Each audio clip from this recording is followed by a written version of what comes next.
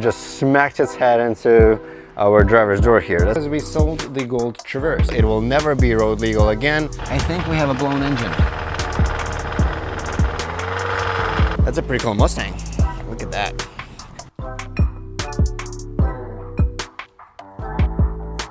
There we go. Welcome back, guys, and honestly there's just so much going on right now that I don't even know what to make a video on. We have a lot of cars, we have so much work to do that honestly I have started outsourcing work a little bit because things are just a little too hectic. There's too many things, there's too many cars, and in the middle of it all I'm out here trying to swap the camshaft on our 5.3, which is just terrible timing. Like, this thing is taking up all the space in the shop, having a kind of hard time working with this thing, and I just know that even once I do fix this, it is not going to be anywhere near being ready for sale because we still have all the body work to do. Between this fender being only primed and needing paint, and obviously the worst part of it all is our cab being the way that it is, this truck is still like months away from being sellable, and I probably shouldn't focus on this. Let me show you everything else we have going on. First of all, there's a very similar story with our Triumph Speed Triple from Washington. I can't get it to send injector pulse or give it spark. Crank sensor I changed, and there's no codes. I have no idea why it's not starting. I think it might have more immobilizer issues that the dealer just for some reason didn't figure out or wasn't able to fix or didn't realize they needed to be fixed.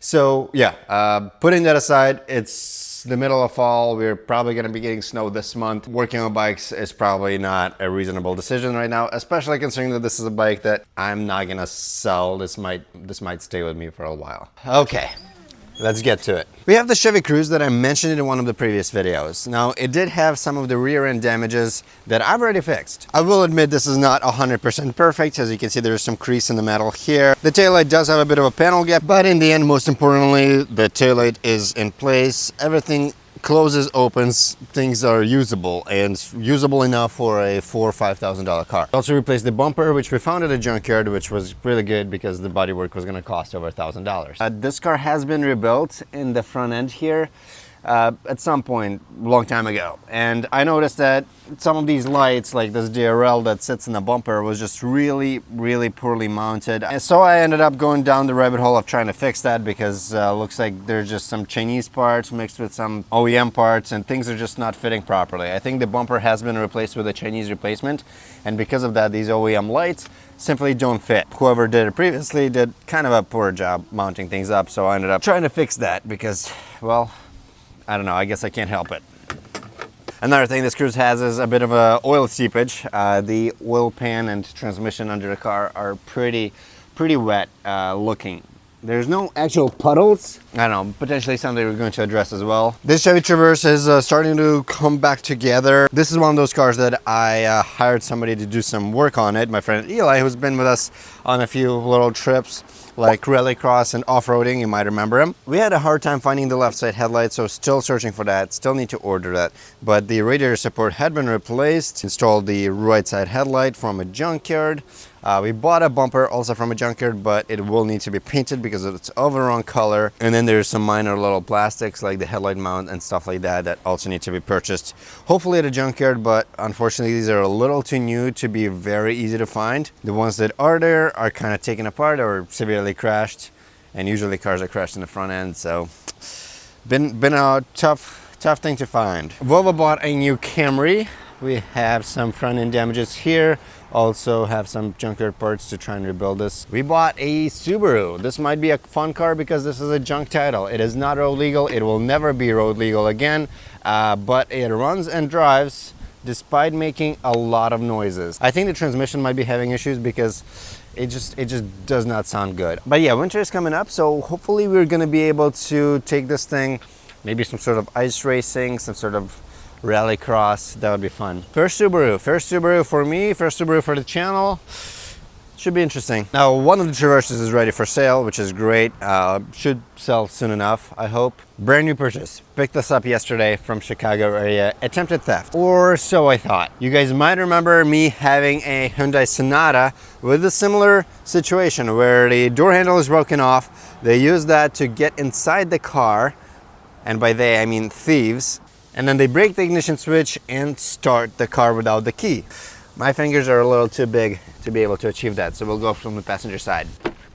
Now this is where weird stuff begins. Broken door handle, I guess that makes sense. However, it does have the key cylinder in there still, so I don't know if that would actually be enough for them to break into this car. But whatever, let's say they did. So then they get inside the car, they remove the bottom steering column cover to access our ignition switch. But in order for them to actually steal the car, they break this stuff off. The ignition switch gets broken off completely, and then you stick a screwdriver into the thing behind it, and then you're able to start it. Here, the ignition switch is still right here. I mean, it's not like they hotwired it because all the wires are looking perfectly fine. So I don't think this thing was properly stolen. At least it doesn't seem like it was, because like I said, I mean, they physically wouldn't be able to start the car without a key unless they break off the ignition switch completely. Potentially somebody stopped them from stealing the car before they managed to break this off and drive away. But why would it end up on auction? Just because of the door handle? The problem is that they gave it a salvage title. For something as little as the steering column cover and the door handle, that seems extreme. And another potential clue is that I think we have a blown engine. Now the battery in this thing is absolutely dead, like all the way dead. Not a light bulb will work, which leads me to believe that it must have sat for a long time somewhere. All right, let's go and start.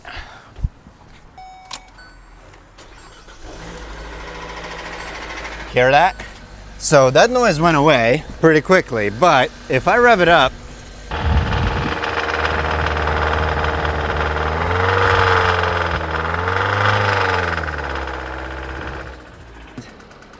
and then it slowly goes away at idle, but I mean, it sounds like knock to me. Maybe not knock specifically, but some sort of like a rod bearing issue. Basically engine is really not happy. I don't think it's a turbo. I think it's just a 2.0 naturally aspirated GDI engine, which obviously isn't surprising because these engines are famous for being catastrophically, terribly designed. So what that means is that I expected to only have to replace an ignition switch, a door handle, and have a perfectly running and driving car. Instead, we have a blown engine car, besides having a broken door handle and missing steering column cover. So that's where things are not making sense. Could somebody have stolen it and driven it so harshly that they blew the motor? Yes, but not with a perfectly intact ignition switch. Like, that car was definitely not stolen because the ignition switch is intact. So now I'm wondering whether the previous owner had the mechanical issue and intentionally made it look like the car was stolen, because it's such a common issue on these cars, and that is so believable. The engine issues are almost as common as them getting stolen, or vice versa, which isn't great. Not great at all, because now I have to find this engine, and I have to change the engine on a car that was supposed to be a quick flip. And before somebody says it, yes, Hyundai and Kia do have a lifetime warranty on certain engines that have the bad rod bearings and whatnot, but my understanding is that that warranty does not apply to cars that have been in significant accidents or have been stolen or have a salvage title, which is the case with this car. So I don't think Hyundai dealers are going to help us much here. So now I need to decide whether I want to work on changing the engine on the Hyundai, whether I want to be working on changing the camshaft and pulling out the engine from our Silverado, whether I want to be fixing the bumper issues on the Cruze, whether I want to be looking for parts for the Traverse. I actually bought another Traverse, the previous generation, that's currently at the auction. I gotta pay for that and get that picked up and delivered. And then that's gonna need a whole bunch of parts from the junkyard. That's actually why I decided to buy that car, is because when we were at the junkyard, I noticed how many previous generation Traverses are there and figured, well, hey, we have all these parts there.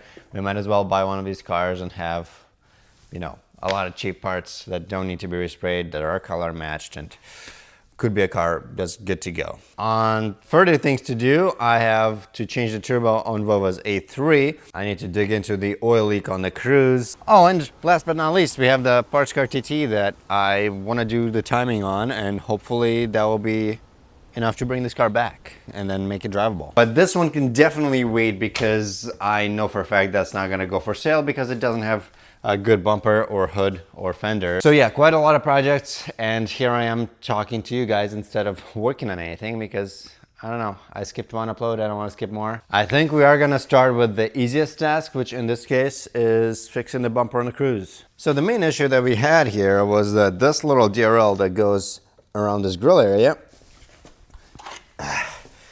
like this, doesn't fit. I mean, it was just sitting like all the way up there or something. Like it was just, there were visible huge gaps between the light and the grill. And I mean, I started taking things apart and couldn't really tell why this was going on, but now I think we have a better picture.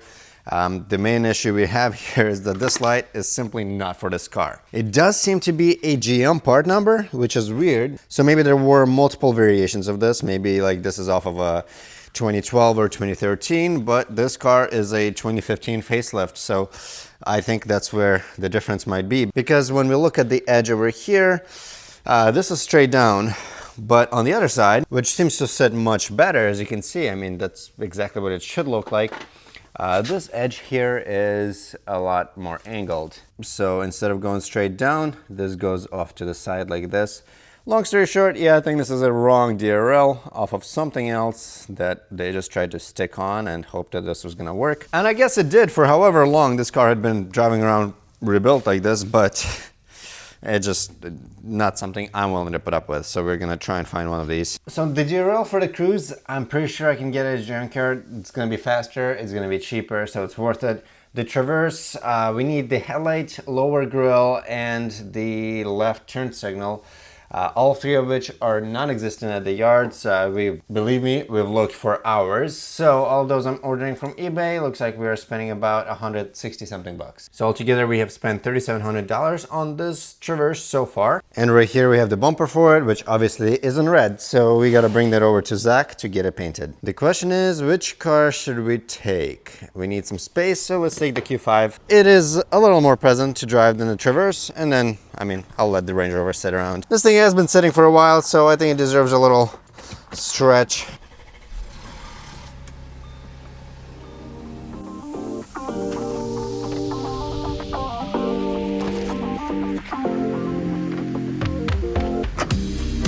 I really do like this car. I mean, just driving characteristics, obviously it is between a Q7 in size and an S4, sort of, kind of. And what's really awesome about these is that even though it's an SUV, it kind of resembles the Q7 more than it does like an A4 or S4, but it still feels more like an S4 than a Q7, if that makes sense. It doesn't get that huge body roll, you don't feel that huge weight that you do in the Q7 like I do in the diesel.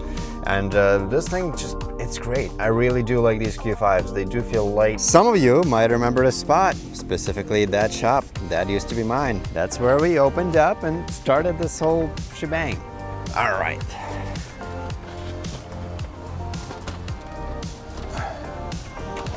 Get out of there. That's a pretty cool Mustang. Look at that. So we're just gonna leave this here for Zach, and he'll get to it whenever he can get to it. Automatic, but respect anyway. And what's kind of cool is that the Iron Line Auto is another dealership that also just opened up here for the first time, and the guys who run it or own it, they had reached out, and I was kind of helping them out with the whole dealership licensing application. So yeah, I just kind of like that this shop kind of started up at least 2 businesses. Who knows how many others it has started in the past, but 2 dealerships, so that's kind of cool.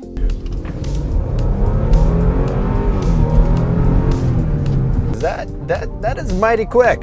As far as little crossover SUVs go, this is solid. Now let's get under the Cruze and see what it is that we're dealing with. So this is kind of what I had noticed from under the car, is that, I mean, this is all just covered in a layer of oil, which is our transmission. So I don't know if it's the actual trans leaking or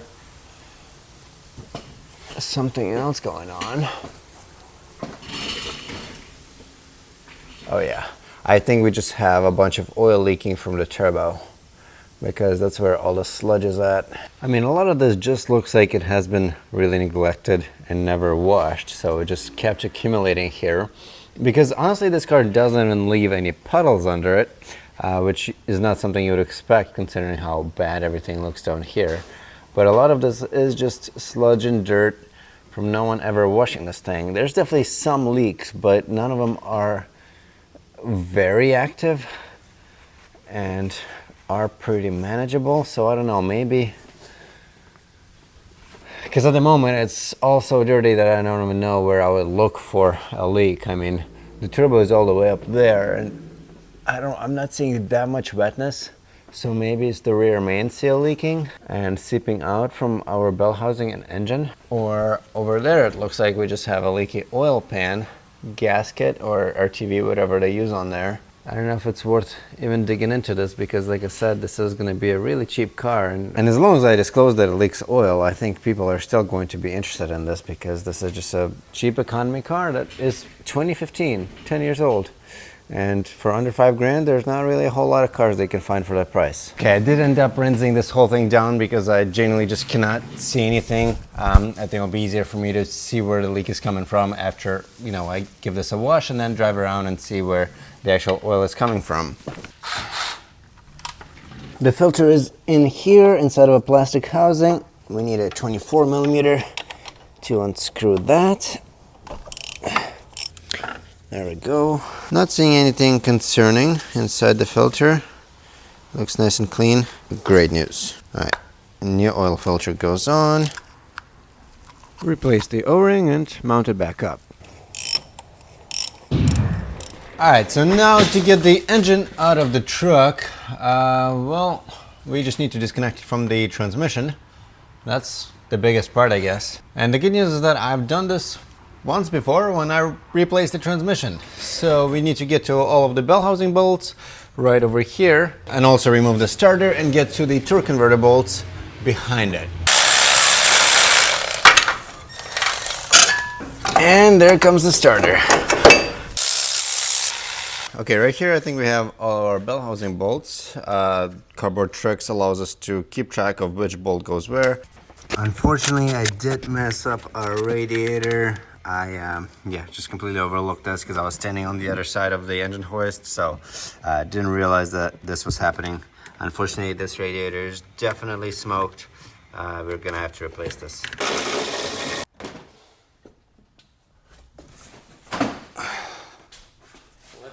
It's the final straight here. We should be able to get this shortly. Oh my God. Get out of here. A little hectic, not gonna lie. Some might say unprofessional, but I'm doing my best.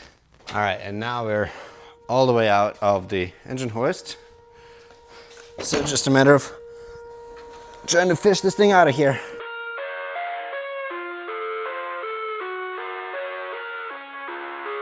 All right, here it comes. Whew, this sucked. This was really bad. At least it's done, but definitely not something I'd recommend one of you to do.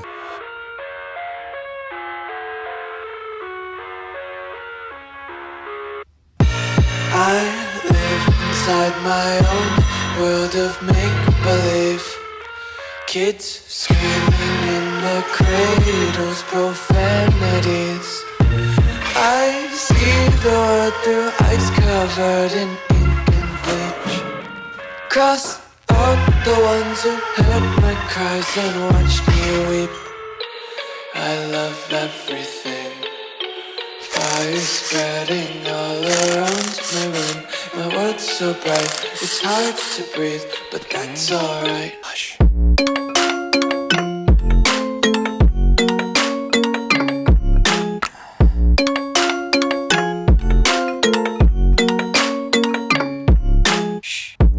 There we go. Hey guys, okay, it's a few days later. We have some good progress. Look at that. Guess what that is? That is a 5.3 L83, which is completely out of our Silverado and is currently getting torn apart. We already have the old camshaft out, the new camshaft in.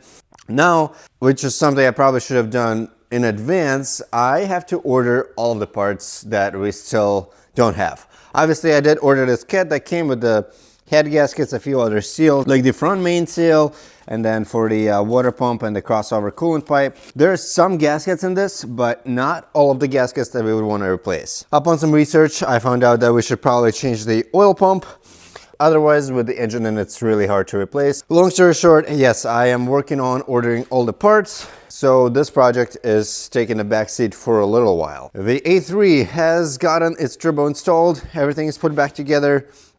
Almost done with this. It can go back for sale because obviously the turbo issue kind of messed with our plans of selling it. We do have two cars coming any day now. We have a Prius. I know, Volvo's car, not mine, not a big fan.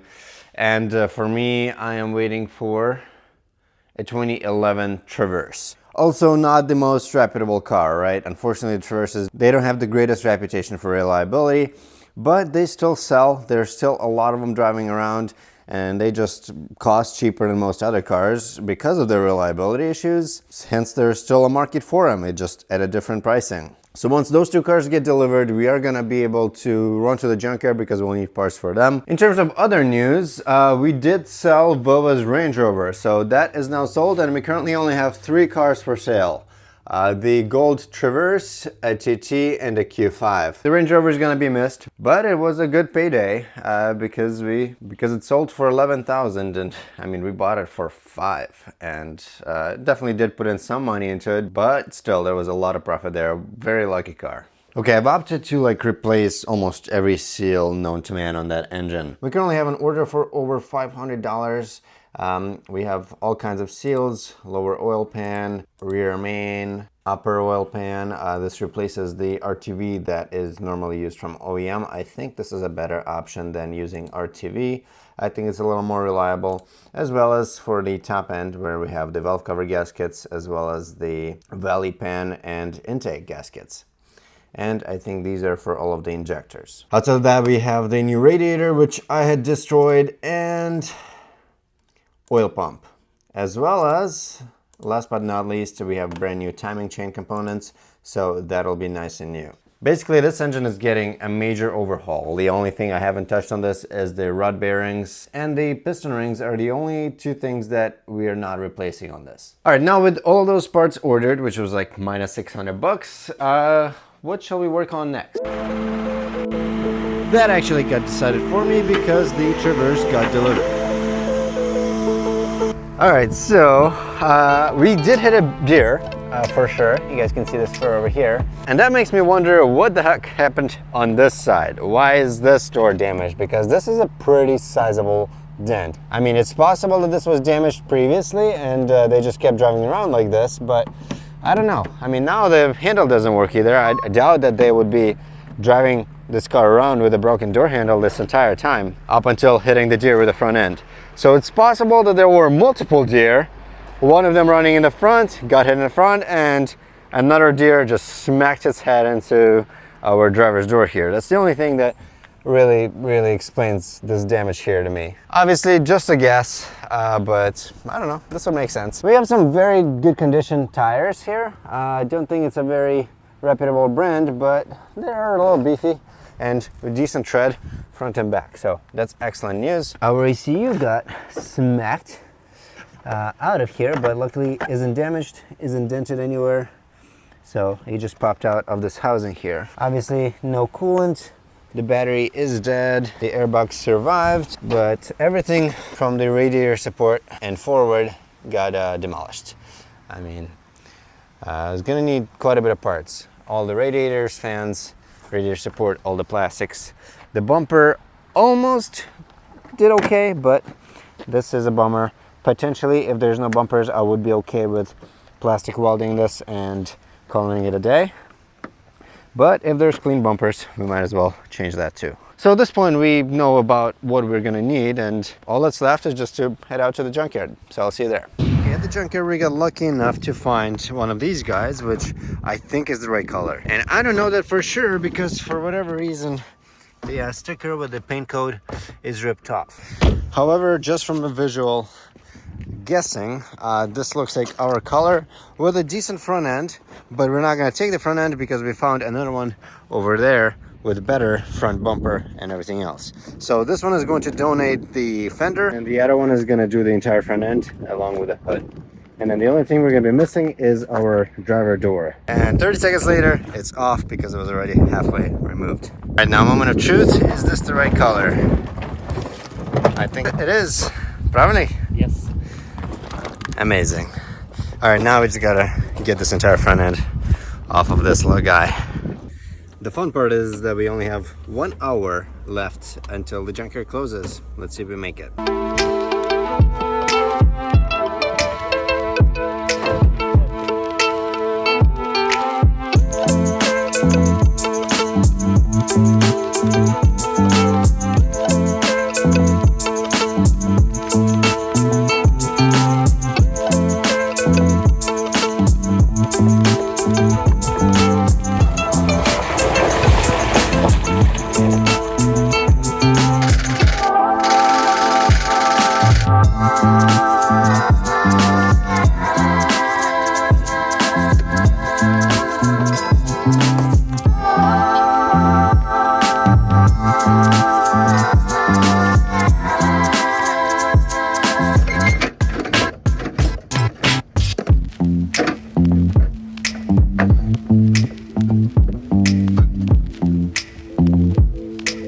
And just like that, we made it. Looks like all the parts are off. And it is currently 3:35, so it only took us 35 minutes to take off the entire front end. And that's pretty cool. I love when things go this fast. And this was a successful haul. We have everything but the door. So, perfect. We're all loaded up. Managed to get everything inside and paid about 640 bucks for the entire assembly. I probably should have checked whether or not this thing starts fine and doesn't have any major engine issues before spending all that money at the junkyard. I was hoping to be in like 500 bucks range, but that was a little too optimistic. Like a dream. The beeping is really loud, but runs well. Not hearing anything out of the ordinary from the engine, so that's good news. No check engine lights, but the battery was dead, so potentially something is still going to pop up. And the only thing we have is the tire pressure monitoring system that may or may not go away once this car does some driving. It is now the next day, and it started out really well because we sold the gold Traverse. That thing is gone. We made a little bit of money on it and can carry on to fixing other Chevys. I may even have a client for the Q5 this week, which would be really nice because we have a good amount of profit expected on that car. As always, the financials for the Traverse turned out to be pretty simple. I mean, considering the fact that all we had to do was change a headlight on it and fill it with some gas, this was a very, very quick and easy flip, which is amazing. Always happy to see that. So altogether, I spent $5,700 on this and sold it for $75. So we made just about 1,800 bucks for minimal work, which is exactly what we need. So maybe not as much profit as I would normally look for in a car, but considering the fact that I did very little on it, perfectly satisfied. So changing the headlight and such, let's say it took us 2 hours because I was also pulling off the bumper and just fiddling with that a little bit. But the cleaning was the longest part, and I would say maybe that took about 7 or 8 hours. So let's say total of 10 hours worth of work for $1,800 profit. That'll suffice. Now luckily we did find the right DRLs for the Cruze, so now that is all set. The bumper looks good. This can go right on the car, which is currently getting cleaned up and should be going on sale within a day or so. So looking forward to that. And then the next task on the to-do list is going to be the Traverse, getting all the parts put onto it, as well as trying to maybe fix the door or continue looking for one. But that'll probably be the next week's video. So for now, let's get this bumper on and keep it going.